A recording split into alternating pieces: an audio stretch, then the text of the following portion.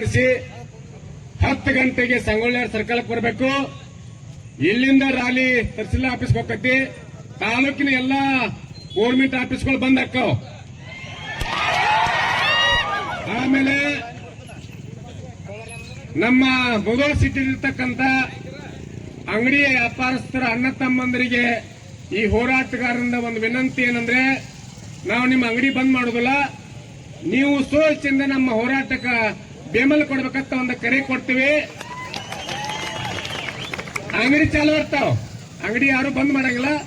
ನೀವು ಅಂಗಡಿ ಮಾಲಕರುಗಳು ನಮ್ಮ ಹೋರಾಟಗಾರರಿಗೆ ರೈತರಿಗೆ ಬೆಂಬಲ ಸೂಚಿಸಬೇಕು. ನಾಳೆ ಈ ತಾಲೂಕಿನ ಎಲ್ಲಾ ಗೌರ್ಮೆಂಟ್ ಆಫೀಸ್ಗಳು ಬಂದ್ ಆಗಿರ್ತಾವ.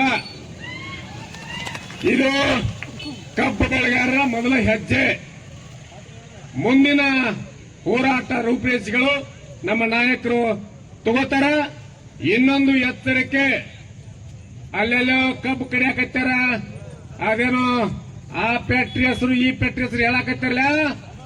ಅಕಸ್ಮಾತ್ ಏನಾರೇ ಅನಾಹುತ ಆದ್ರೆ ಜಿಲ್ಲಾ ಆಡಳಿತನೇ ಕಾರಣ, ಕಾರ್ಖಾನೆ ಮಾಲೀಕರೇ ಕಾರಣ. ಅದಕ್ಕೆ ಆ ದೃಷ್ಟಿಯಿಂದ ನಾಡಿನ ಎಲ್ಲಾ ಅಣ್ಣ ತಮ್ಮಂದ್ರೆ ಹೇಳಿದ್ರೆ ಹಳ್ಳಿ ಒಳಗೆ ಡಗರ ಹೊಡ್ತ್ರಿ, ಎಲ್ಲಾ ಕೆಲಸ ಬಿಡ್ರಿ. ಮನಿ ಒಳಗ ಅಣ್ಣ ತಮ್ಮ ಮಕ್ಕಳದು ಏನ್ ಲಗ್ನ ಮಾಡ್ತಿರ್ಲಿಲ್ಲ, ಹಂಗ ಎಲ್ಲಾರು ಕೂಡಿ ನಿಂತಾಗ ಮಾತ್ರ ಕಬ್ಬಿನ ಬೆಲೆ ನಿಗದಿ ಆಕತಿ.